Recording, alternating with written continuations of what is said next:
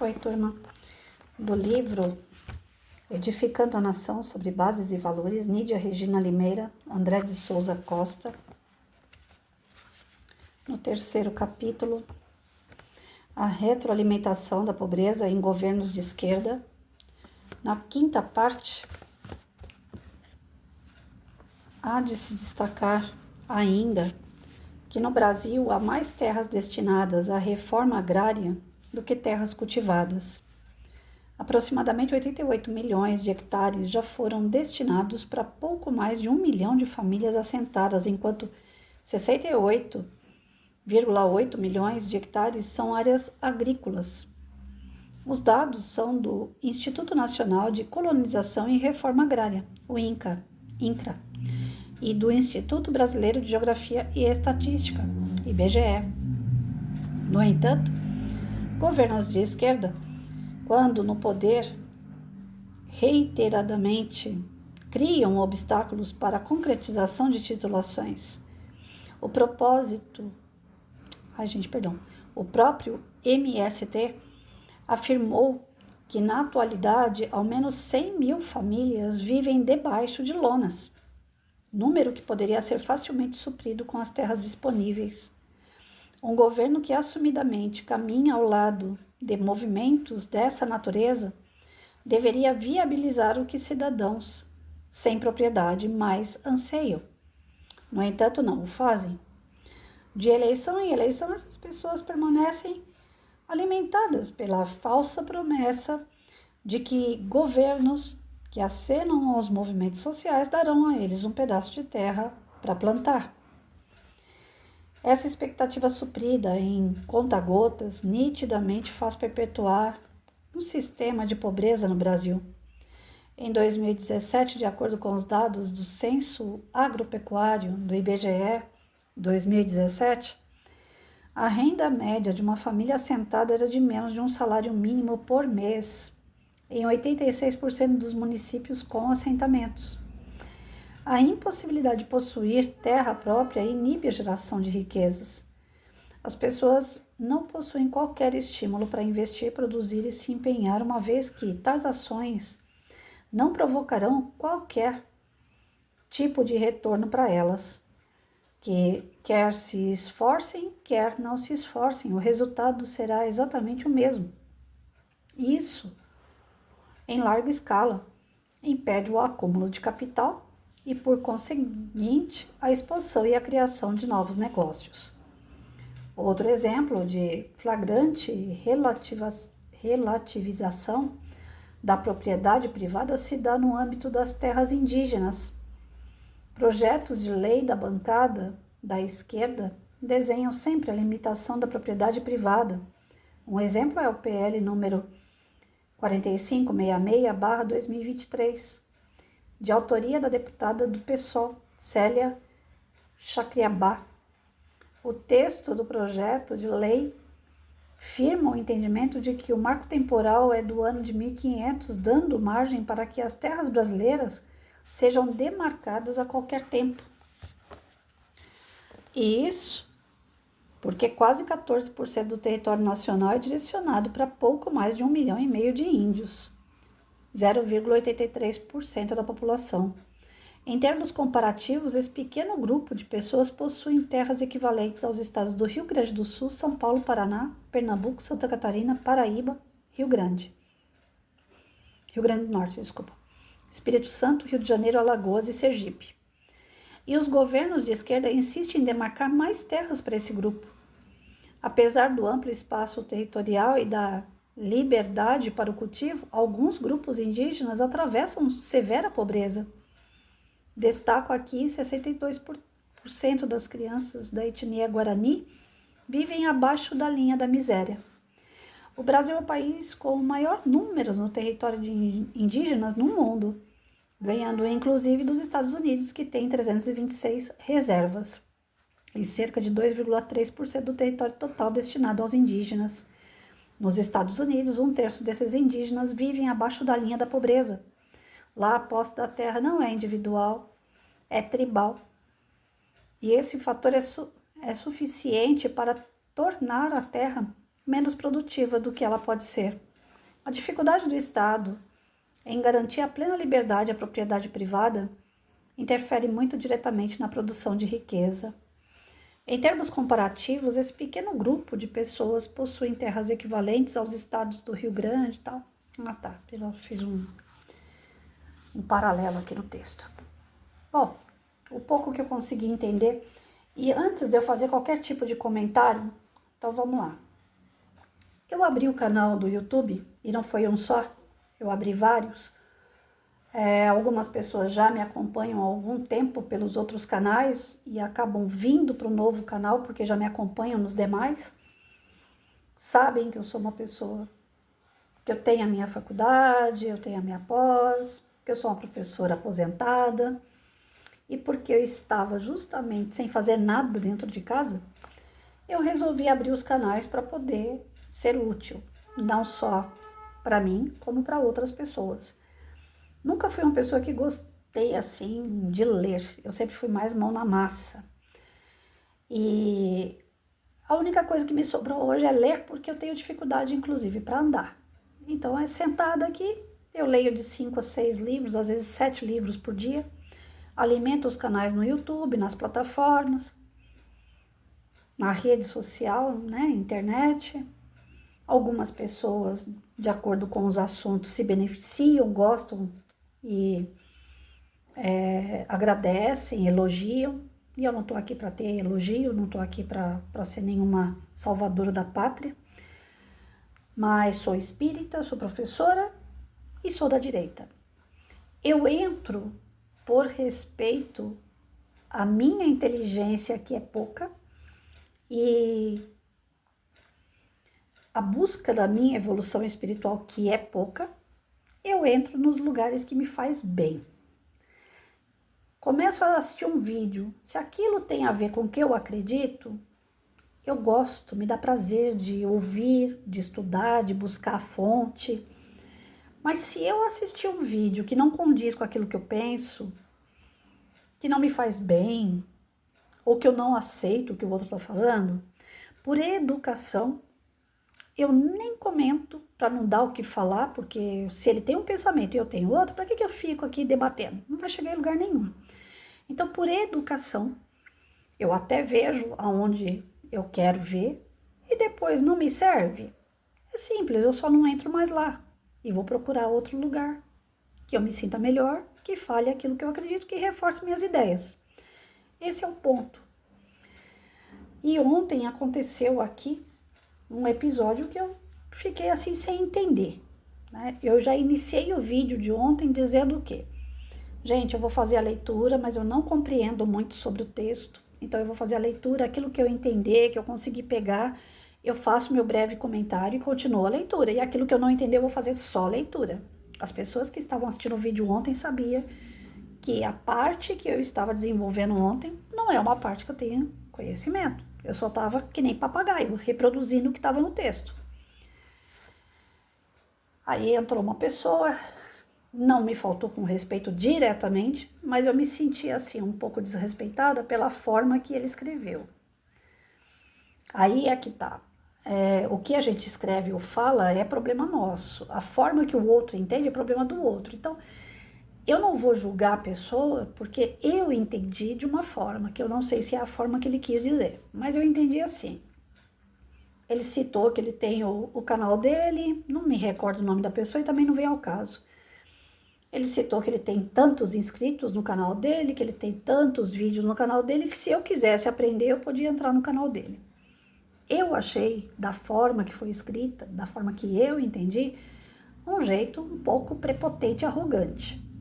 Eu não estou aqui para convencer ninguém, eu não estou aqui para argumentar com ninguém.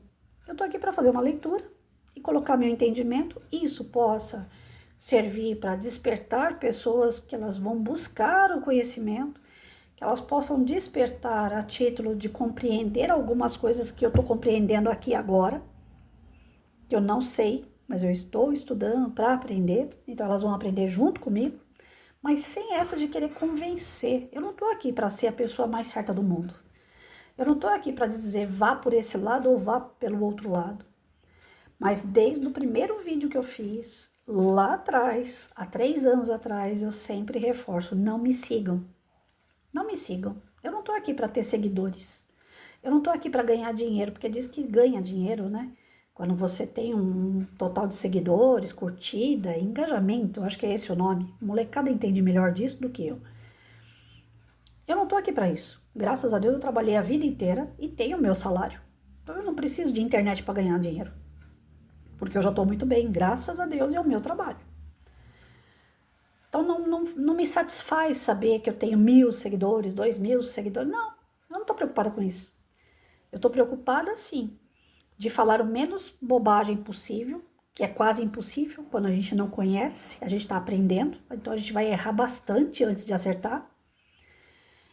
E simplesmente fazer leitura, que eu acho que desperta de alguma forma as pessoas. Se eu pegar um livro desse aqui e falar para alguém, pega ele e vai ler, a pessoa vai ganhar o livro e vai colocar numa estante, porque é a grossura dele. Olha o tamanho da letra dele. O brasileiro é tudo preguiçoso, nós somos um país que está hiper mega atrasado na questão de leitura. Nós não lemos, e ainda mais hoje com a internet, você coloca lá na Google, ao invés de, antigamente era Aurélio, né? Dicionário Aurélio. Você colocava lá para pesquisar alguma coisa, você tinha que ler o Aurélio inteiro para descobrir onde estava aquela palavra. Hoje você escreve na Google, pesquisa para mim tal coisa. Quer dizer, hoje não, há um tempo atrás, porque agora você fala com a Google, né? E além da Google ainda tem outros que são da inteligência artificial que até desenha aí para você o que você precisa. Ontem eu estava vendo um que eles estão conversando entre eles, foi o Geyer que fez o vídeo. A inteligência artificial conversando com a inteligência artificial, dizendo que os humanos são pessoas burras e que são fáceis de ser dominadas. Inteligência artificial conversando com inteligência artificial e falando que o homem é burro. Então, para vocês terem uma ideia a que ponto nós estamos chegando. Né? Não precisa de muito para pesquisar, não precisa de... Então, fazer uma leitura é voltar ao tempo. Isso aqui é coisa que minha avó fazia, leitura. E coisa rara hoje em dia, porque você tem uma série de recursos que você não precisa ler. O computador lê para você, o celular lê para você, ele fala tudo para você. Você não precisa mais ter o trabalho de pegar página por página, linha por linha. Então, assim, é um trabalho que eu faço com o coração, com a vontade de despertar nas pessoas o desejo de ler. Eu leio mal, eu tropeço, eu erro, eu tenho diferença de grau no óculos, então qualquer movimento que eu faço aqui, se eu bater a cabeça, se eu coçar a minha cabeça, qualquer movimento que eu fizer que eu tiro o foco do óculos no texto, embaralha as letras para mim.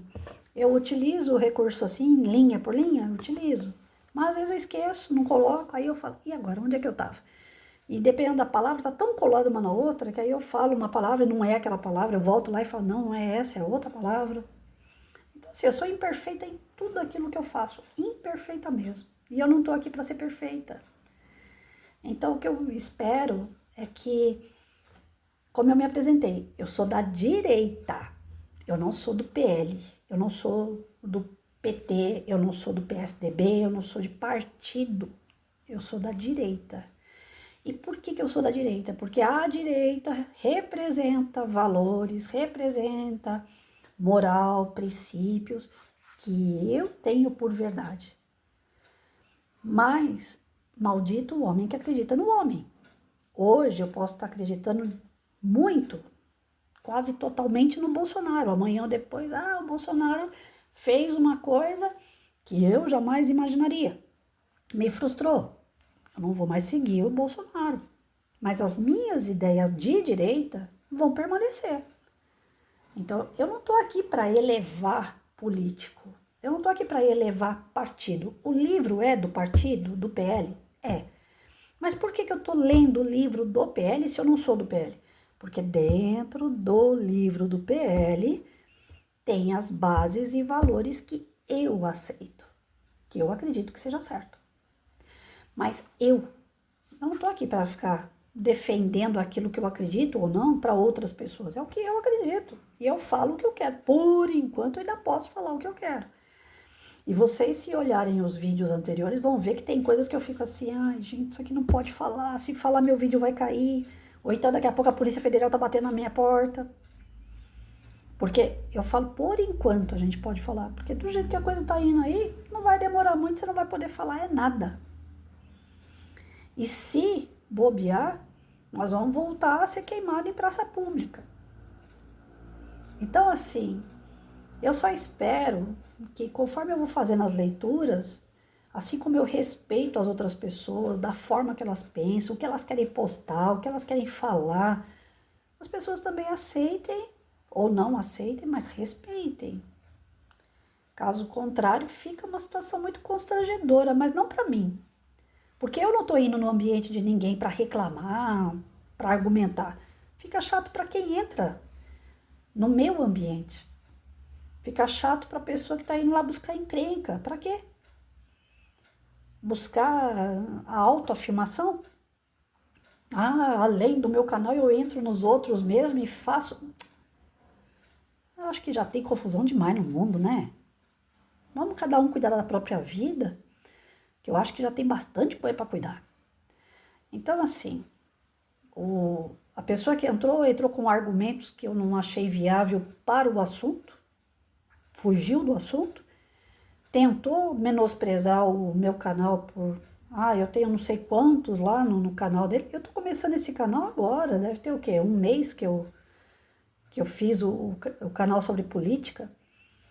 O canal que eu tenho de espiritismo, que são 2, eles têm, um tem 200 e poucas pessoas, o outro tem 100 e poucas pessoas, e é aquilo que eu falei, podia ter uma pessoa. Para mim tá bom. Não faz a menor diferença para mim, 1 ou 1000, porque eu não quero seguidor, eu quero pessoa que venha e converse alguma coisa sobre o assunto para edificar. Patrícia, você tem razão, Patrícia não tem razão, mas no sentido assim, poxa, eu entendi de uma forma diferente, respeitosa. O que entendeu do texto. E não para ficar argumentando contra o texto e contra as pessoas, porque isso aí já tem demais na internet. Eu fujo dessas coisas na internet porque eu acho uma chatice total. Eu não entro em lugares que eu não concordo. Simples assim. É que nem Facebook, tem gente que vê uma postagem sua e vem fazer um comentário desagradável embaixo. O Face é uma página pessoal da pessoa. Você não pode entrar no Face de alguém. É falta de educação. É como você entrar na casa de alguém batendo na porta. Mas a porta estava aberta. Mas não é porque a porta estava aberta que você pode entrar. Primeiro você pede licença. E para que você está entrando na casa do outro? Com qual intenção? Então, em primeiro lugar, eu acho que eu tenho que retomar isso, porque algumas pessoas já me conhecem e me respeitam, mas outras que não me conhecem, porque a internet é um campo vasto, né? Tá cheio de gente de tudo que é lado, tem gente que fala que tá em outro país, aí eu nem sei se é verdade ou não. Mas assim, eu só peço que tenham paciência com as minhas leituras, que tenham respeito, né? Se aceitou, ótimo. Fez bem pra você? Ótimo. Não fez bem, não aceitou, não gostou? É fácil, não assiste mais. Não dê palavras, porque eu acho que quem fala demais dá bom dia a cavalo, e eu acho que é bobagem isso, né? Bobagem, não leva ninguém a lugar nenhum. Eu pedi desculpa pro rapaz, né? Ele que fique lá com o canal dele, que ele faça bom uso no espaço dele. Agora ele sair do espaço dele que é tão grande, tão cheio de gente, com tanta coisa, ele vir num espaço pequeno como o meu, pra quê? Não faz diferença nenhuma pra ele também.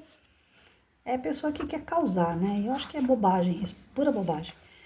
E quanto ao texto de hoje, ele está falando justamente um complemento do texto de ontem. Aqui eu não terminei o texto, eu tô tendo um problema no estômago desde ontem e eu precisava parar de ler, né? E o texto, na verdade, ele ia até aqui.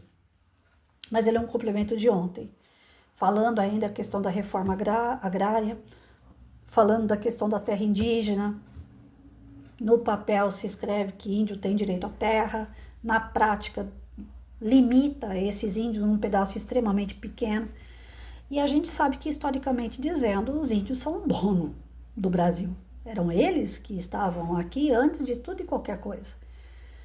Mas o homem foi, né, destruindo essas tribos, destruindo os sonhos de muitas pessoas indígenas, colocando elas cada vez mais num canto, trazendo muitas delas para uma nova cultura, desde a da época dos jesuítas, com aquela história de evangelizar os índios, catequizar os índios, desrespeitando a sua religião. É o que eu acabei de falar a respeito de mim, né?